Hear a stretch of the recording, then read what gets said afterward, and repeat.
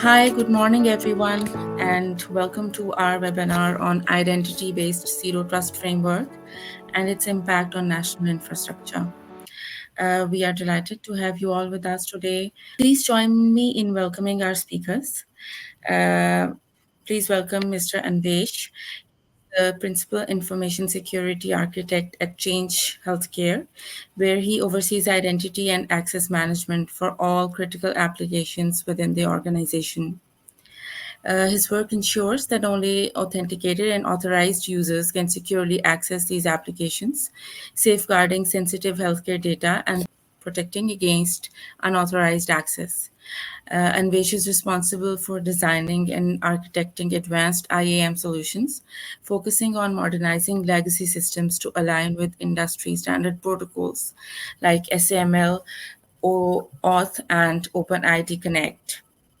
In addition to his architectural responsibilities, Anvesh plays a pivotal role in establishing and enforcing IAM security standards across the organization, ensuring that all applications adhere to the latest technology trends and are free from vulnerabilities. His efforts have significantly enhanced the organization's security posture, reducing risks and strengthening overall compliance with regulatory requirements. With over 16 years of experience in cybersecurity and identity and access management, Anvesh has been instrumental in leading security transformations at various organizations, including Travelport, Energy Future Holdings, First Niagara Bank, and Discover Card. He has also supported numerous other organizations to achieve enhanced security measures, streamline access management, and comply with stringent regulatory frameworks. And waged extensive research on topics like passwordless authentication, risk based authentication, the NIST authentication framework, zero trust, AI, and ML in cybersecurity, and insider threat detection has been published in prominent journals like IJSR, GRTCSE, and URF publishers. His work has had a far reaching impact, with enterprises and cybersecurity professionals adopting his research to enhance their own security frameworks. His insights and recommendations have been instrumental in helping organizations implement stronger authentication systems and reduce the risk of insider threats and data breaches. Anvesh continues to be a thought leader in the cybersecurity space, advising enterprises, financial institutions, and startups on implementing robust IAM solutions that align with the latest advancements in the field. With Anvesh, we have our very own Taha Sajid, the founder of Security Pulse. He is a seasoned lead solution architect and security lead with extensive experience in guiding startups and major enterprises like Huawei, Comcast, and Ufone. He specializes in developing emerging tech solutions, achieving compliance, and enhancing network security.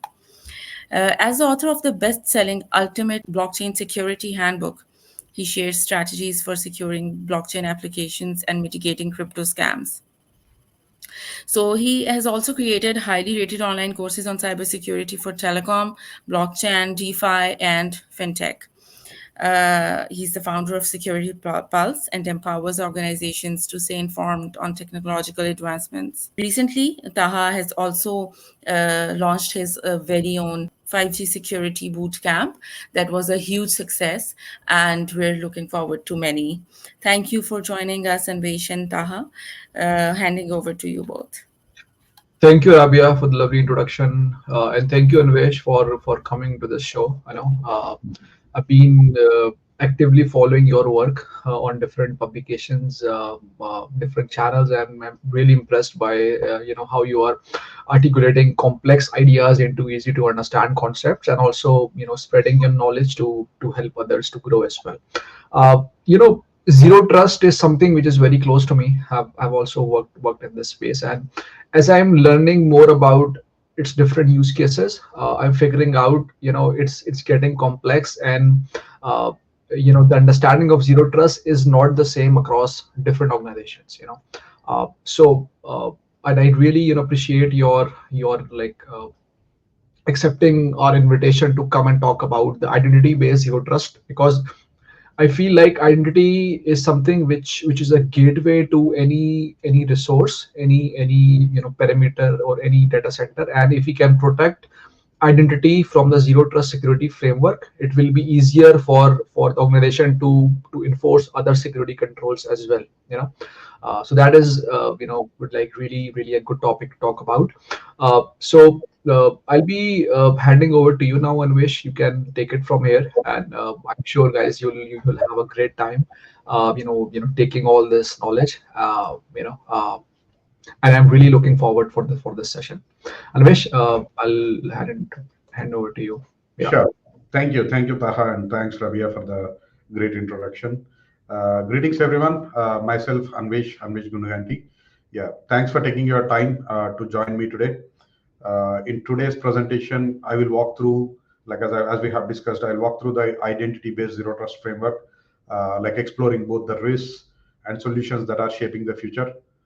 Like we live in a world where technology is evolving and at an unprecedented pace, and with this evolution, it comes new opportunities and new challenges. So before diving into that, yeah, I thought like I would introduce myself a little bit, but yeah, I think Rabia has done a great job. So on a high level, like I'm a principal information security architect at Change Healthcare. Have around 16 years of experience, and I have done some publications and written some. Have been editorial member in some a board member for some editorial pages and all those things.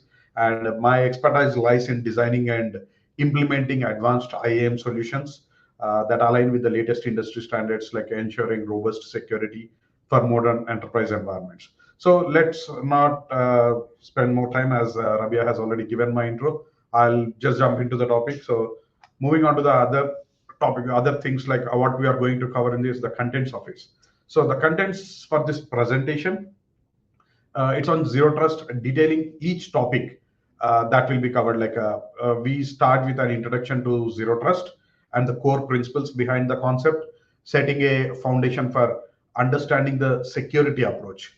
Next, we dive into the identity-based zero trust framework, which emphasizes the role of identity in enforcing zero trust policies, like followed by an overview of the what are the key components inside this framework. So we will also address the challenges in implementing this zero trust, like acknowledging the potential obstacles that organizations are facing and real world examples, uh, or I would say like a case studies that will provide some practical insights into the application.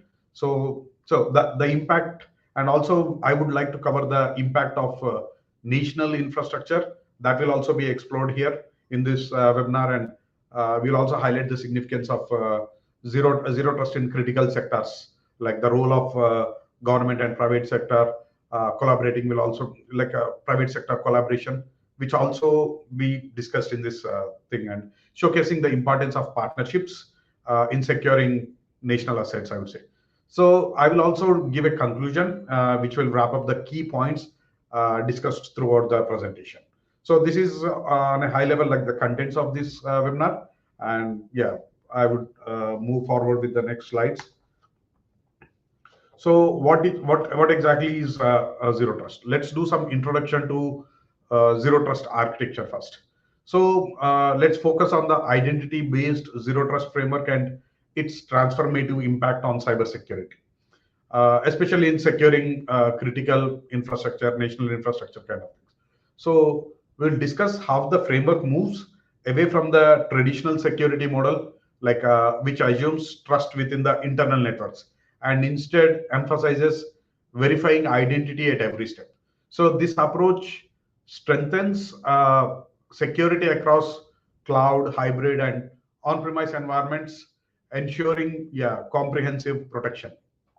So when we look into this architecture, what exactly is the zero trust, and how is it being, how does it matters today, and how is it relevant to the national infrastructure? So let's deep dive into that and see what exactly is the zero trust. So when it comes to zero trust, it's a framework that we say that shifts away from traditional perimeter based security models, where trust is implicitly granted to anyone inside the network. So in a zero trust model, no entity, whether internal or external, it is trusted by default. Every access request must be verified. I would say like it must be authorized and continuously monitored regardless of the source. So why does it matter today? So if you look into that, with the rise of remote work, yeah, because of this pandemic and all, the rise of remote work has increased exponentially. Like so, lot of remote work and cloud adoption and sophisticated cyber attacks. The traditional perimeter-based security approach, it has become obsolete. I would say like so. Threats today come from both external actors and insiders. So requiring a security paradigm that assumes every interaction like it could be a potential breach. So when it comes to identity based zero trust, we ensure that the access is only granted to authenticated and authorized users, providing continuous monitoring to detect and mitigate threats in a real time. So when it comes to relevance to national infrastructure, how this is going to help in the national infrastructure side. So we have critical sectors such as energy, healthcare, finance, and transportation, and yeah, increasingly these are becoming the targets of cyber attacks. I personally have some experience with that. Being working in a healthcare industry, we have seen some cyber attacks, so ransomware attacks kind of things. So these infrastructures rely on robust identity framework to secure operational systems. So the adoption of this zero trust framework, it ensures these essential sectors remain resilient even during any incident or protecting public safety and obviously the national interest, I would say.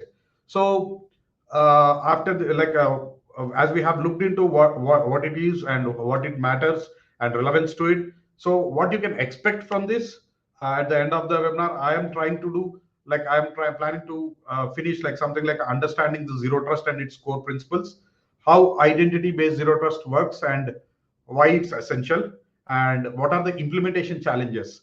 We see this a lot, implementation challenges and what strategies we can follow so that we can overcome them, and how is it impactful on a national infrastructure, which I have given a high level overview just now.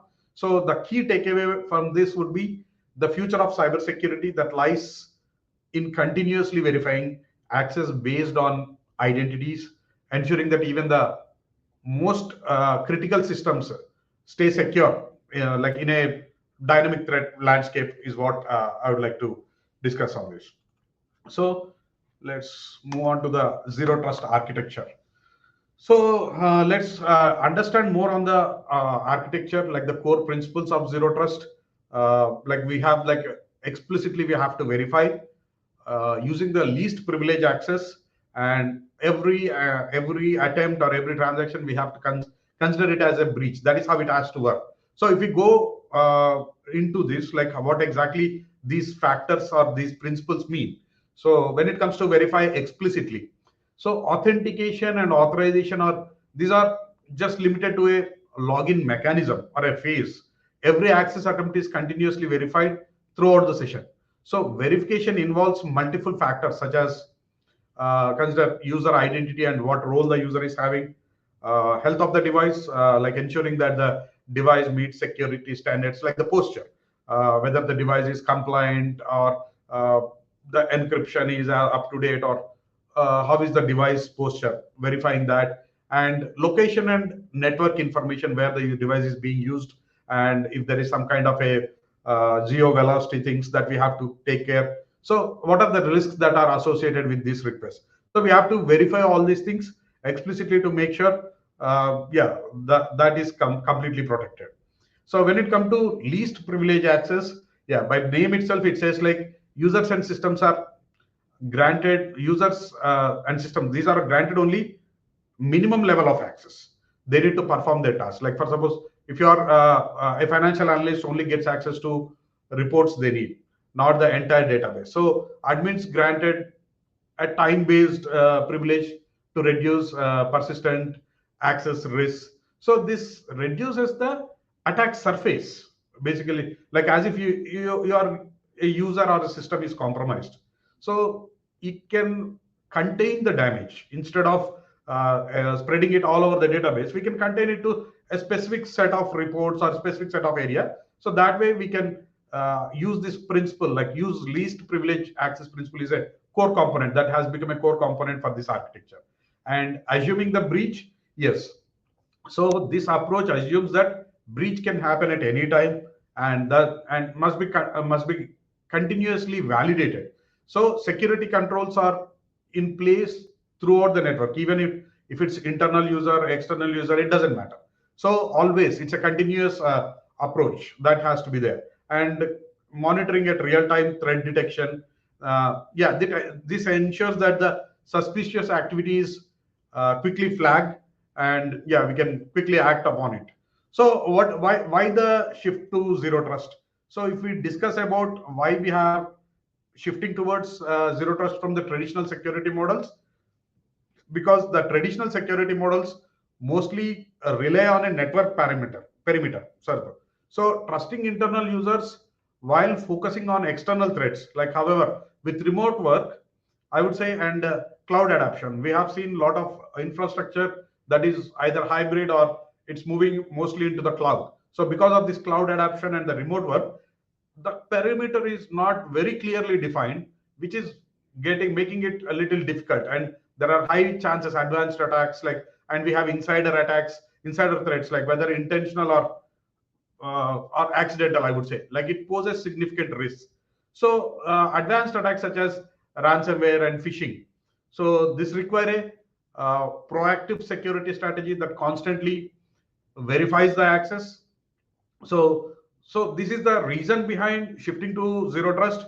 So what are the benefits if we discuss of zero trust security? It minimizes the risk by limiting access and reducing the attack surface. As we have discussed, not everything is exposed. Only by limiting the access, like a fine-grained access, you are reducing the attack surface. It provides granular control over who can access what resources, from where, and what conditions.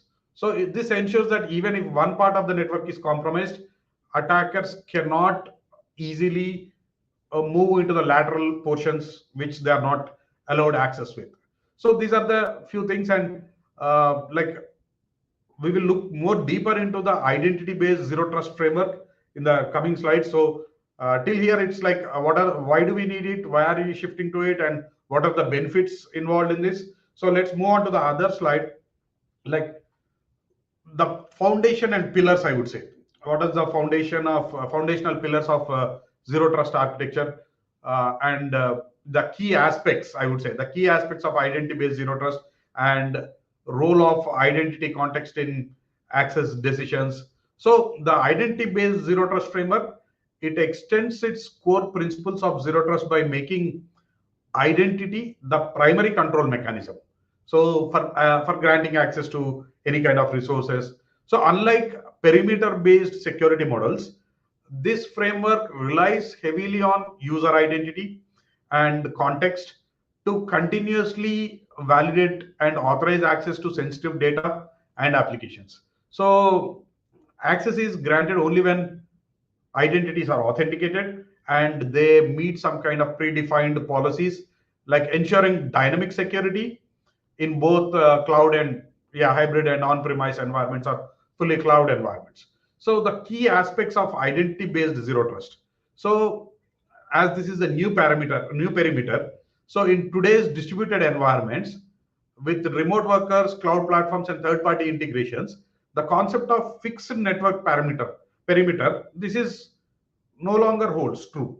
You cannot define a fixed network perimeter for this with like a VPN or something, that you define a set of IPs and consider that only this set of IPs are from internal and the rest of them are not, because of this wide range distributed environments. So again, the other part of it is identity, whether it's human users, applications, or devices. These now act as new security boundary. Every entity must be verified before accessing the resource, like regardless of its location, origin, where it's coming from. And the other key aspect is like continuous identity verification. Like instead of a one-time login verification, which we are doing with multi-factor, the framework ensures that its identity is continuously authenticated throughout the session. For example, if a user suddenly switches devices or locations mid session, so the system triggers a re-authentication or enforces a additional factor like a OTP, SMS, email, these kind of things. So this way it can continuously keep monitoring your session. If it finds anything suspicious, or if it finds like it proactively let us know that these are the things that are impacting and this might possess a risk. So there are some additional factors that we can enable, like sending a OTP to make sure the user is who he is to be and he's the person who is trying to access that. And coming to other role-based identity in making the decisions. For suppose most of us already know like role-based access controls. So these access decisions are based on identity context, which includes user roles, like whether he's an admin, whether he's a standard user, he's an auditor, he's a viewer, these kind of things.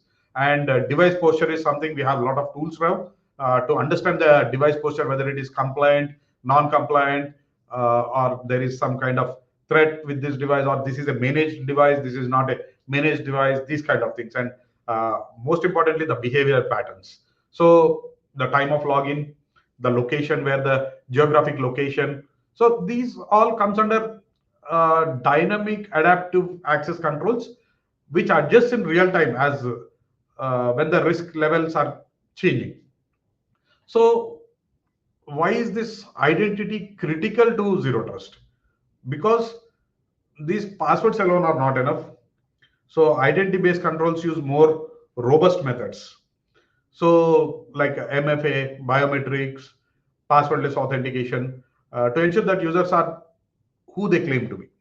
So reducing the attack surface and minimizing the exposure, adaptive security, like detecting abnormal behavior early and revoke the access before the incident occurs.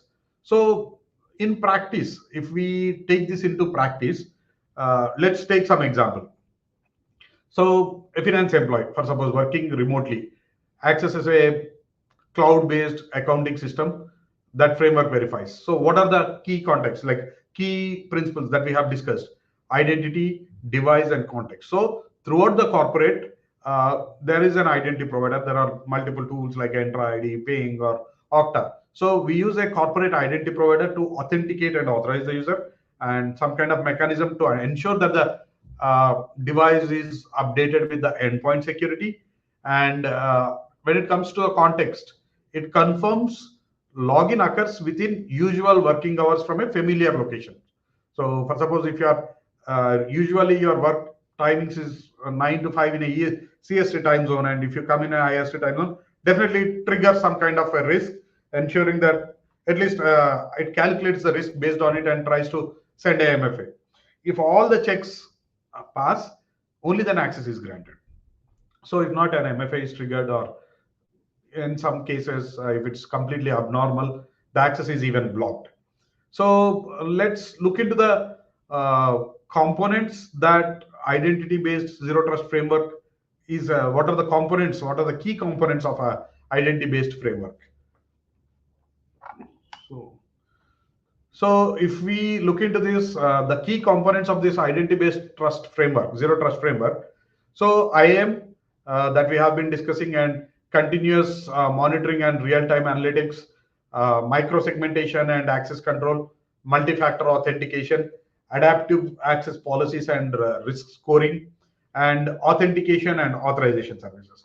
So if it will get into the identity and access management, so this serves as a foundation for the foundation of the identity-based zero trust framework, enabling secure and efficient identity management across the organization. So it's a centralized mechanism or centralized system which secures and efficiently manages the user identities. So it ensures that the only authorized users gain access to applications, data, and infrastructure. So what are the capabilities of IAM in Zero Trust? So centralized management of user identities and roles. And as we have discussed earlier, role-based access controls, RBAC, and attribute-based access controls like ABAC. So integrating with a lot of identity providers, like we have Ping, Okta, Azure, like Entra ID, secure authentication, and single sign-on experience. And when we move into the other key components like continuous monitoring and real-time analytics, so this continuous monitoring enables real-time tracking of user behavior and access patterns to detect any anomalies like user behavior, device posture. If any abnormal behavior is detected, revoking the access, blocking the suspicious IPs. And when it comes to micro segmentation, so it divides the network and infrastructure into small secure segments, ensuring that users and applications only interact with the specific resources that they need. So, for example, yeah, a marketing employee has access to CRM tools, but not to the financial systems. So, these kind of micro segmentations to make sure the access is narrowed down. So, even if there is a breach and we are containing it, and multi-factor authentication, we have, yeah, like factors. There are few factors like something you know, which is your password, which you key in, and something you have a OTP using a security key or a device or a mobile push notification or something you are like a biometrics kind of thing. So how this MFA fits into zero trust is for high risk access like financial transactions or admin tasks. Make sure MFA is turned on and identity is re-verified even after an initial login. So there are a lot of platforms which can do this, like Duo, Ping, and Okta Verified. So we can leverage those things. So, and coming to adaptive access policies and risk scoring, yeah, access decisions has to be like it has to be dynamic based on the context of the transaction that is coming in. For example, a user access might be granted if the login is from the office, but requires MFA if he is accessing it externally, remotely. And what are the risks that plays a crucial role in this is user role and historical behavior, device compliance and network location, the time of access, these all things. And authentication and authorization services like only legitimate users can initiate the sessions and determine which resources and data a user can access before authenticated, like using the frameworks like we have SAML, OAuth, OIDC, and yeah, for legacy systems we have agent-based, proxy-based kind of approaches. So let's I know I'm taking a lot of time, but let's quickly move into the challenges of this identity-based zero trust framework. What are the challenges that we are facing with the legacy systems and infrastructure compatibility? I would say the first point and uh, first and second points are little key components. Like when you try to fit this system into the uh, ecosystem or organization's ecosystem, many organizations they are still relying on the legacy systems that were not designed with zero trust principles in mind, making integrations little bit challenging. I would say it's not as easy as it's a plug and play or a out of the box feature. We have to so like I would say like some systems does not support any of these modern authentication protocols like SAML, OAuth, OIDC, and some of them have end of life software that can become sometimes a bottleneck, like requiring costly upgrades, which is a cost to the company, and replacements. So what is the solution we have? Yeah, we have a lot of custom adapters, custom connectors to bridge these compatibility gaps. For that, we need to understand the architecture design, and yeah, we can plan a phased migration strategy to upgrade or replace legacy systems incrementally, like without disrupting all the business operations. So the second point, as we have discussed, resistance to change and user adoption. So the problem introducing zero trust often involves changing how user access the systems, leading to resistance from employees. I'm sure most of you must have gone through this, trying to convince the stakeholders or the users to go with this instead of legacy authentication mechanisms to modern authentication protocols and all those things. There is a I would say like users may push back against these MFA requirements or continuous authentication, sending it as considering it as a disruption to them. They look at it as a disruption to them. So what solution we have? So yeah, the ultimate thing that we have to do is there is no other way but to educate and train the programs to emphasize the importance of zero trust for security in these evolving threats, and phased rollouts with pilot groups to gather feedback and fine tune the process before the full implementation. So you can implement adaptive MFA, which only triggers additional verification in high risk scenarios, minimizing inconvenience for users. And the other things like complexity in policy design and management, yeah, that depends from organizational structure to business use cases based on the use cases. But we have very good tools which can support these mechanisms. And one other key factor is most of the companies, organizations right now, they are in a phase where they are in a multi-cloud and hybrid environments where they are because of not organizing the things right, they have multiple clouds where they are trying to operate across multiple clouds like AWS, Azure, GCP, and making it difficult to implement a unified zero trust framework. Like consistent access policies and visibility across different environments is definitely challenging, but we have these federated solutions thanks to the SSO tools that we have in the market. Look, it manages the centralized authentication and enable SSO across multiple multi-cloud and hybrid systems by generating sessions. And we can also implement micro segmentations to compartmentalize access with cloud environments and enforce fine-grained controls.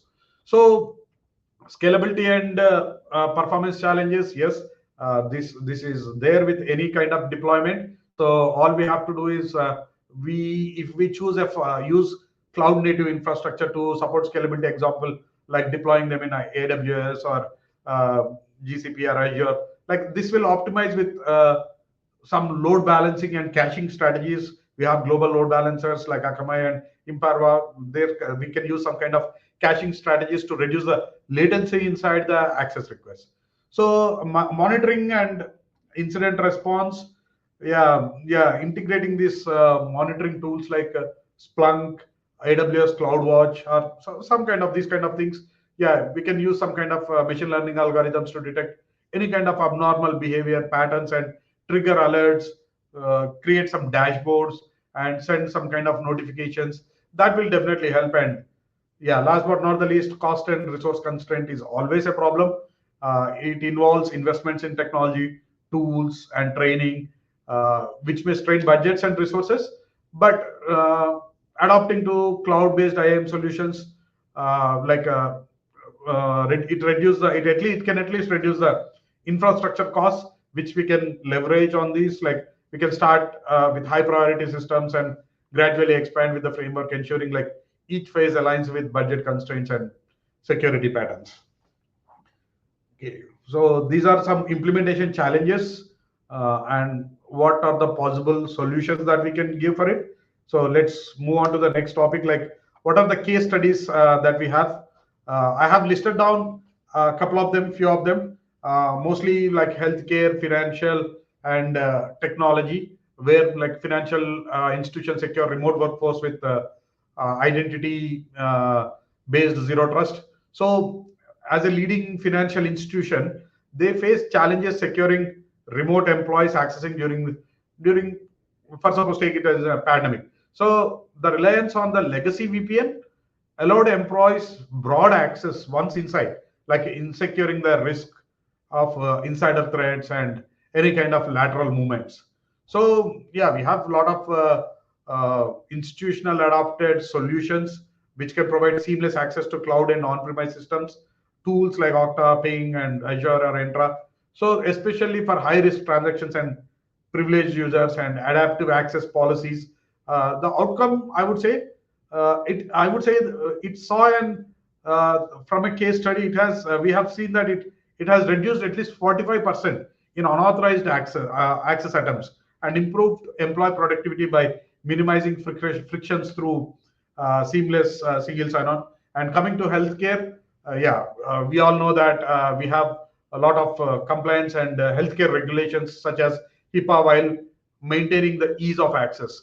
So we have to use controlled access for these sensitive healthcare applications and APIs, enforcing role-based access controls or micro segmentation, as we have discussed, for restricting the lateral movement inside the network, and identity context like device health, location.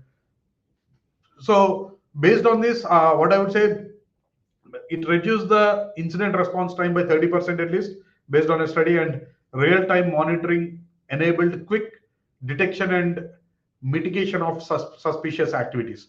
And coming to the technology company implementing the passwordless, they need to secure developer access to critical systems without compromising their productivity.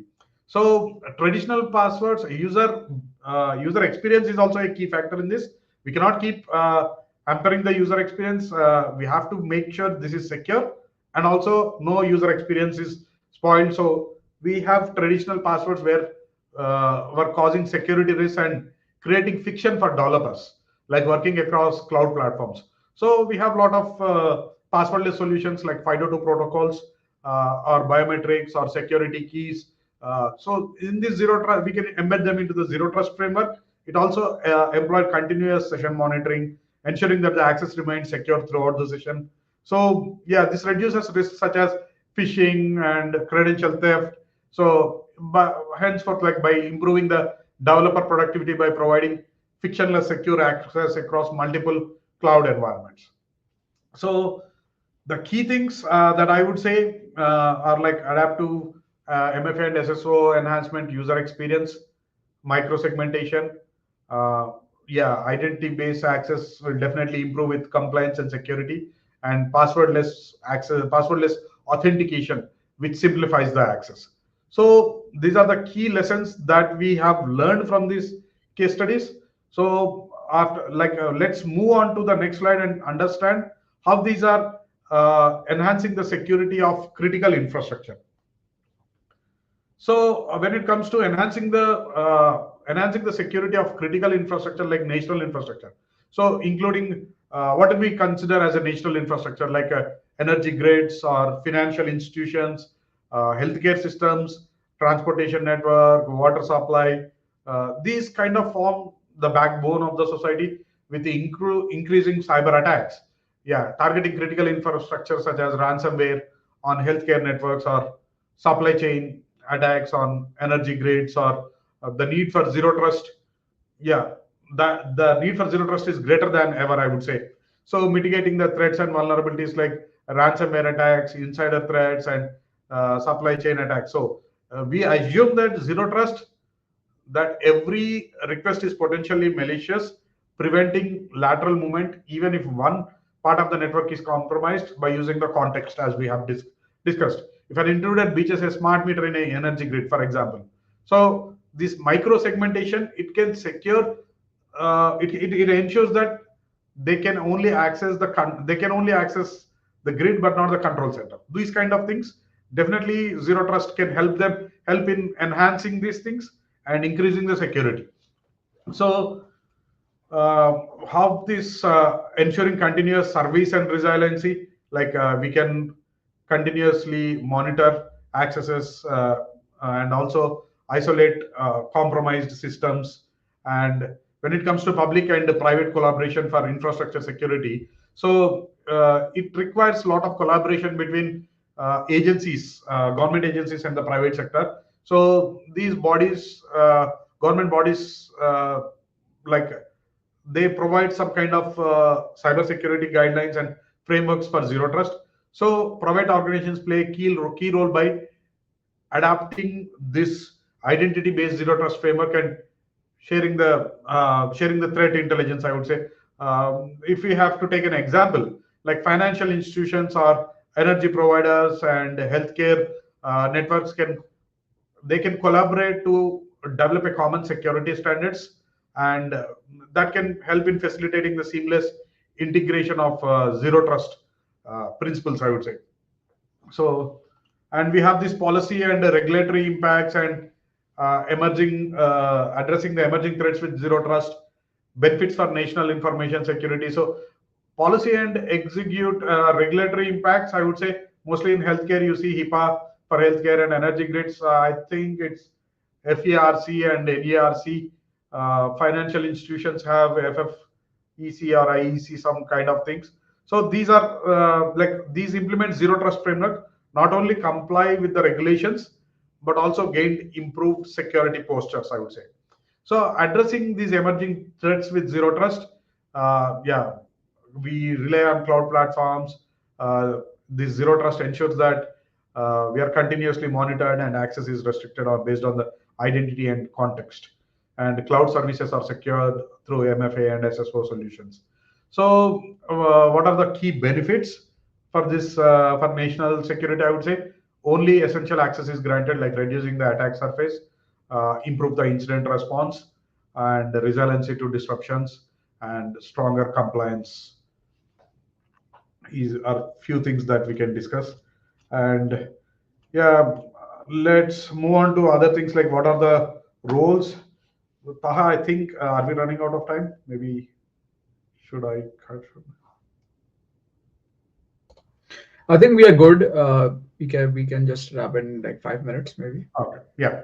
So, what is the role of government and private sector collaboration in securing this infrastructure? Like the importance of collaboration in zero trust implementation, like securing critical infrastructure, cooperation between government agencies and private sectors, and government role in uh, promoting zero trust, like policies and regulations. I would say, like incentivizing this adoption, like governments can offer grants, tax benefits, or cybersecurity insurance, like to encourage private organizations to adopt zero trust architectures, like collaborative programs between agencies and industry partners, these kind of things. And uh, private sectors, what would be the key role of these private sectors for this zero trust implementation?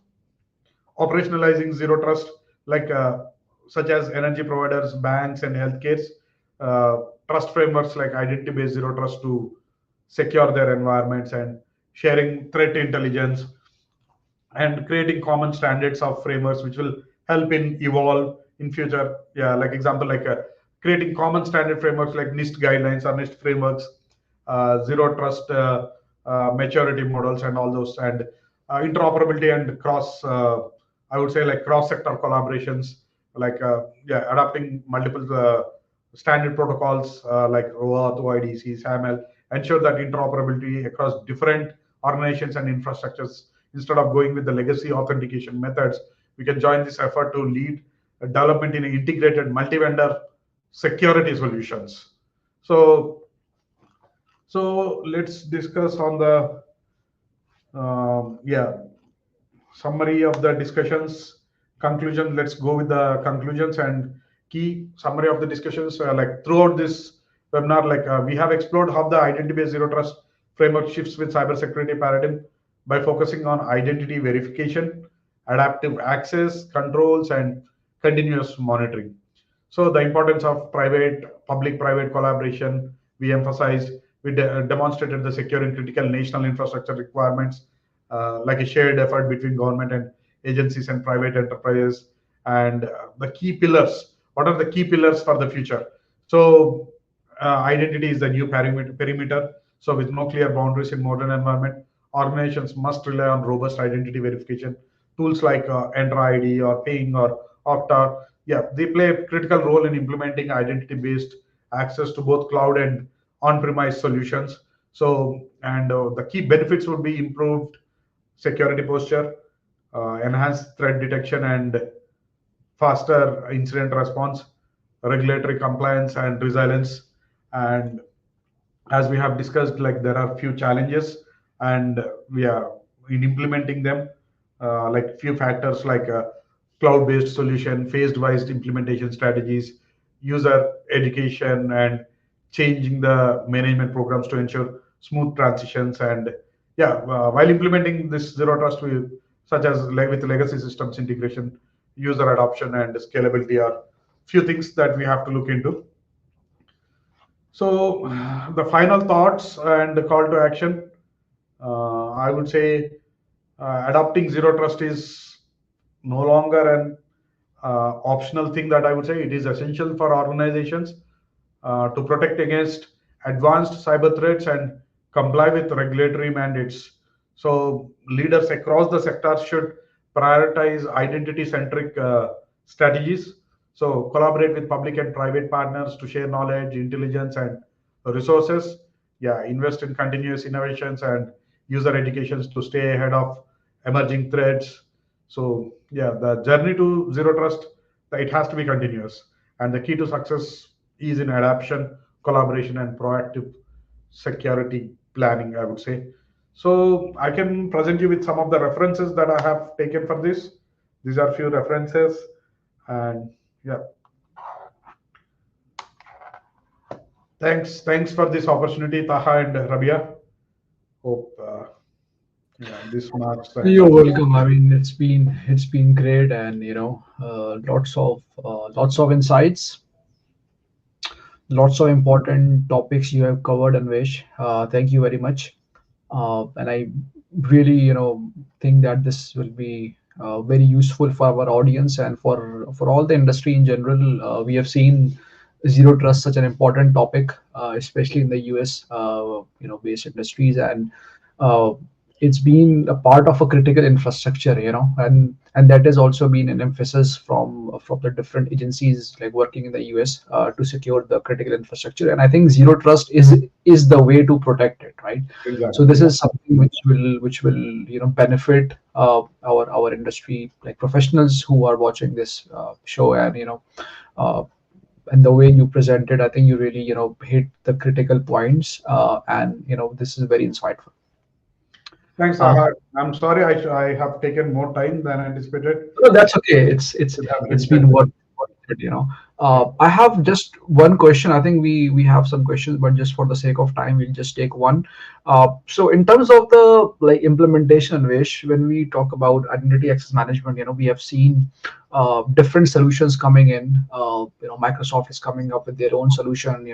Every like cybersecurity vendor is providing the zero trust solution, whether it's a ZT like zero trust like access solution or a micro segmentation solution. So what do you think in your experience of working in different industries? How would you, let's say, uh, architect a solution which is coming from different vendors? Uh, should you just focus on one of them, or should you just take a like a subset of their solution and do your own like solution? Or how would you approach a zero trust framework which is identity focused, and how would you choose which vendor to go with? So definitely, this question is little tricky, Taha. Like, we cannot choose on the product that we have to go. Instead, first thing that I would personally do is to understand the infrastructure, how they have been phased, how they have deployed their infrastructure, and what are the use cases that we are trying to cover. And not all products are compatible with every infrastructure. So, for suppose if it's a scalability solution that we are looking at, and the environment is not supporting or already been there, so I begin by assessing the organization specific security requirement and business goals. For suppose if the organization deals with highly sensitive data, I prioritize the solution with robust access control and continuous monitoring features like scalability and flexibility. So then we can choose the solution that should be scaled with the organization's growth. So yeah, most of the cases I would say I would not directly go with a product or something. There are chances that some use cases might not fit in. That is what I have discussed in the challenges. Mhm. Sometimes you might have to customize the product. So I will also look into the product customizability. Like not all products are easy to customize. Something or like comes with a package. Like any Mhm. customizations on that will be a lot of cost associated to it, and your architecture or your team cannot. You will not be in a position to develop anything custom. So based on Mhm. the architecture, design requirements, and security posture of the organization, we have to choose the product wisely. So because this is the initial step that we do, and making any Mhm. wrong assumption or choosing some product which might not suit us, definitely you will suffer in the longer run, like where you have to scale and how you move across the Or it move, makes moving sense. And across. just to follow up on this, so we have also seen like privilege access management solutions, Yes. also being incorporated in the design with zero trust identity based solutions. So where do you see, where is the fine line between the IAM based solution, which are mainly targeted towards the user based identity, versus using a privilege access management solution into the architecture? So, using the privileged access management, it can further fine grain the access to the system Mhm. that you are planning to access. Like, it can make sure like users have kind of a least privilege. I would say least privilege model fits into this. So, in a zero trust model, privileged access management and identity and access management complement each other, but in a distinct roles, I would say. The IAM primary focus is about managing the identity of all users and ensuring that access is granted based on verify identity and contextual traffic. And when it comes to PAM or privileged access management, it's kind of fine graining the access, maybe securing the resources instead of holding same means not storing the credentials somewhere that is known or Yeah. that can be easily accessible. So those kind of things we can use the PSM servers or kind of things to retrieve the passwords using the API based model where these keys are stored in a vault. So yeah, that gives an additional layer of security and makes the access more fine grained, I would say, like for any Very kind well of said. systems. Very well said. Just to add on onto this, what I have seen as well is choosing PAM in your identity access solutions really depends on your risk posture, and your threat landscape. So what I have seen in my experience is PAM can complement, but it's better that you assess the architecture first, your requirements, Exactly. and then to as you scaling up, try to perform threat modeling onto the architecture. And if you still find some threats and some requirements where you need to also have privilege access management for your use case, then go for it. So this is something which I would like to add on onto what you said. Yeah, that's Thank you, Anvesh. It's been very like informative, useful, and it's really is really need of an hour. Because a lot of companies are are going towards a zero trust journey, and having it to start from identity access management is something which will benefit them all to prioritize what needs to be done. thanks, Taha. Thanks for the opportunity. No, no, you're welcome. So that's it, guys. I hope that you have enjoyed this session. Please leave your comments, and Anvesh is, reachable on LinkedIn. Please feel free to reach to him if you have any further questions or if you need any guidance on identity access management part. He will respond to you. Yeah. So until next time, keep up your good learning and whatever like amazing things you guys are doing. And feel free to reach out if you need to see more of such interesting topics.